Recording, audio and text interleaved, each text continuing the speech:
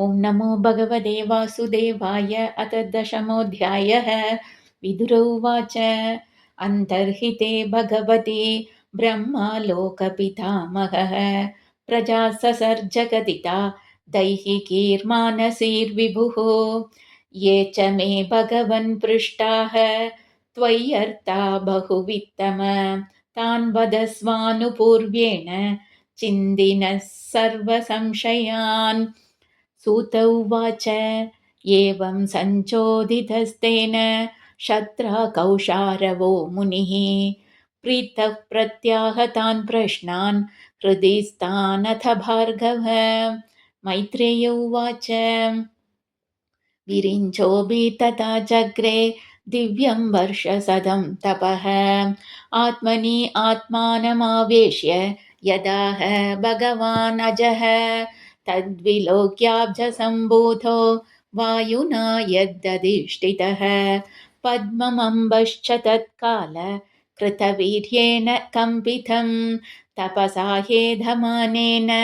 विद्यया चात्मसन्तया विवृद्धविज्ञानबलो न्यपाद्वायुं सहाम्बसा तद्विलोक्य वियद्व्यापि पुष्करं यद्दधिष्ठितम् अनेन लोकान् प्राग्लीनान् कल्पितास्मीति अचिन्तयत् पद्मकोशं तथाविश्य भगवत्कर्म चोदितः एकं व्यभाङ्क्षी दुरुदा त्रिधा भाव्यं द्विसप्तथा एतावान् जीवलोकस्य सन्ताभेदः समाहृतः धर्मस्य ह्यनिमित्तस्य विभागः परमेष्ट्यसौ। विदुर उवाच यथा त बहुरूपस्य हरेरद्भुतकर्मणः कालाख्यं लक्षणं ब्रह्मण् यथा वर्णय नः प्रभो। मैत्रेय उवाच गुणव्यतिकरागारो निर्विशेषो अप्रतिष्ठितः पुरुषस्तदुपाधानम् आत्मानं लीलया सृजत् विश्वं वै ब्रह्म तन्मात्रं सन्तितं विष्णुमायया ईश्वरेण परिच्छिन्नं कालेनाव्यक्तमूर्तिना यतेधानीं तदाग्रे च पश्चादप्येततीदृशं सर्गो नवविधस्तस्य प्राकृतो वैकृतस्तु यः कालद्रव्यगुणैरस्य त्रिविधः प्रतिसङ्क्रमः आद्यस्तु महतः सर्गो गुणवैषम्यमात्मनः द्वितीयस्तु अहमो यत्र द्रव्यज्ञानक्रियोदयः भूतसर्गस्तृतीयस्तु तन्मात्रो द्रव्यशक्तिमान् चतुर्थ ऐन्द्रियसर्गो यस्तु ज्ञानक्रियात्मकः वैकारिको देवसर्गः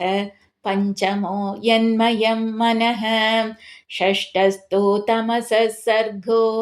यस्तु अबुद्धिकृतः प्रभो षडिमे प्राकृताः सर्गा वैकृतानपि मे शृणु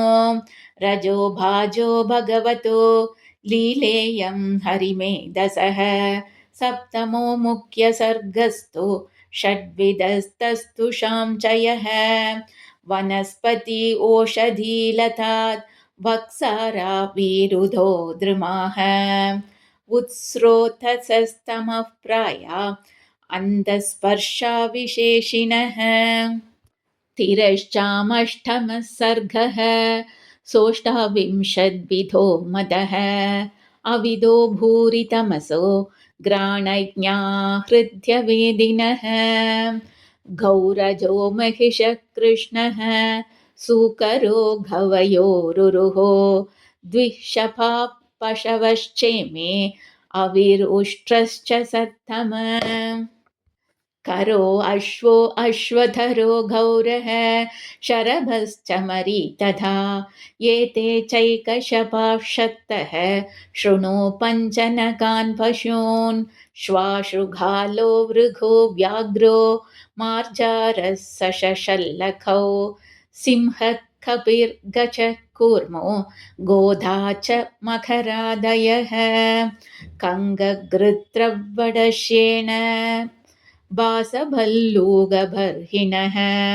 हंससारसचक्राः